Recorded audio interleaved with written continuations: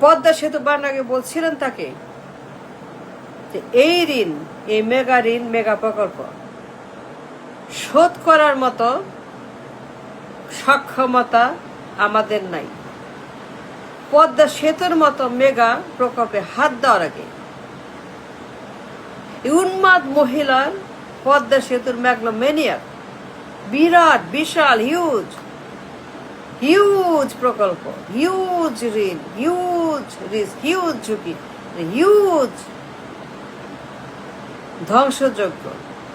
তারা বলছিলেন যে এই প্রকল্প করা দরকার নেই, কোনো প্রয়োজন নাই, এই প্রকল্প হজম করার মতো, এই ঋণ পে করার মতো, এই ঋণের দায় সহ্য করার মতো, এই কিস্তি দেওয়ার মতো সক্ষমতা, যোগ্যতা, সততা, নিষ্ঠা, ন্যায়, নীতি, আইন আমাদের নাই। বলছিলেন কেউ আপনারা, কোন লোক, কোন ইকোনমিস্ট, কোন পলিটিশিয়ান, কোন জার্নালিস্ট, কোন অ্যাক্টিভিস্ট, কোন আম পাবলিক কেউ বলছিলেন তাকে থামাইছিলেন যে থামেন, থামেন, এই মহিলা থামেন, এই মহিলা, এই মহিলা, এই মহিলা, এই মহিলা থামেন, কথা শুনেন। পদ্মা সেতুর মতো হিউজ মেগা ঋণ, মেগা প্রকল্প, মেগা রিস্ক, ভয়ঙ্কর ঝুঁকি,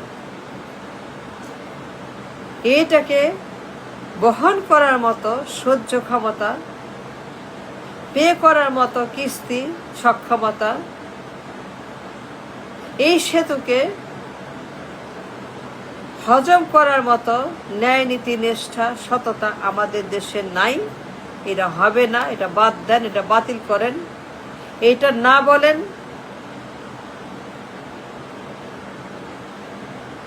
এটাকে আপনি করেন না, বাড়ায়েন না।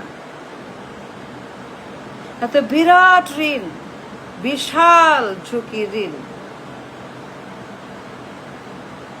এত বড় একটা ঋণের ফাঁদ, চীনের সঙ্গে বিরাট চীনা ঋণের ফাঁদ, বিরাট আন্তর্জাতিক ফাঁদ, বিশাল আন্তর্জাতিক প্রপাগান্ডা পদ্মা সেতু নিয়ে,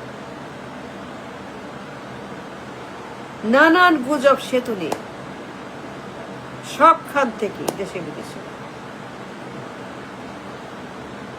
একজন মানুষও তাকে বলছিলেন যে ম্যাডাম থামেন, বসেন, ঠান্ডা পানি খান, এই নেন পানি, এই নেন ঠান্ডা পানি, এক বোতল পানি খান, পানি খেয়ে কথা শুনেন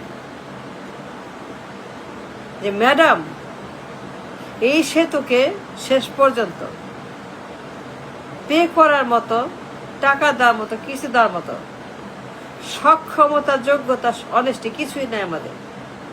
এটা বাদ দেন, এটা বাদ দেন, কিচ্ছু হবে না, কোনো দরকার নেই, কোনো প্রয়োজন নেই, কোনো ক্ষতি হবে না, বরং লাভ হবে, বরং লাভ হবে আমাদের। এই সেতু বানায়েন না, এই প্রজেক্ট আপনি বাতিল করেন। কে কি বলল, কে নিন্দা করলো, কে খারাপ বলল, কে মন্দ বলল, কে নিচু করলো, কে আপনাকে কি বললো না বললো, ম্যাডাম কোনো দরকার নাই এই প্রজেক্ট। পদ্মা সেতু বহন করার মতো, ধারণ করার মতো, কিস্তি দেওয়ার মতো কোনো শক্তি আমাদের নাই। আপনি না বলে দেন যে ঝুঁকি আপনি নিচ্ছেন, কেন নিচ্ছেন? এত বিরাট একটা লাইবিলিটি, এটা কোনোভাবেই গ্রহণযোগ্য না, এটা কোনো রকমে বাস্তব না, সম্পূর্ণ অবাস্তব। আপনি দেখেন, আপনি দেখেন, এই দেখেন কাগজ, এই দেখেন গবেষণা, এই দেখেন অ্যাকাউন্টিং, লস প্রফিটের অ্যাকাউন্টিং, লস প্রফিটের কাগজ দেখেন, হিসাব করে আনছি, দেখেন ম্যাডাম, দেখেন। ঠান্ডা পানি খান, ঠান্ডা বাতাস নিচে বসেন, বসে আপনি পড়েন। আমি গবেষণা করে নিয়ে আসছি লস প্রফিটের হিসাব। কেউ বলছিলেন তাকে, কেউ থামাইছিলেন এই উন্মাদ মহিলাকে? একজনও আপনি এগিয়ে আসছিলেন? এই পদ্মা সেতুর মতো ডেঞ্জারাস ঋণের ফাঁদ চীনের সঙ্গে, তাকে বলছিলেন, কেন বলেন নাই? কেন বলেন নাই? কেন বলেন আপনারা? কেন বলেন নাই কেউ কথা? এই উন্মাদটাকে থামান নাই কেন পদ্মা সেতু করার আগে? এখন দেখেন অবস্থা, খালি চাঁদা আর চাঁদা আর চাঁদা, খালি চাঁদা।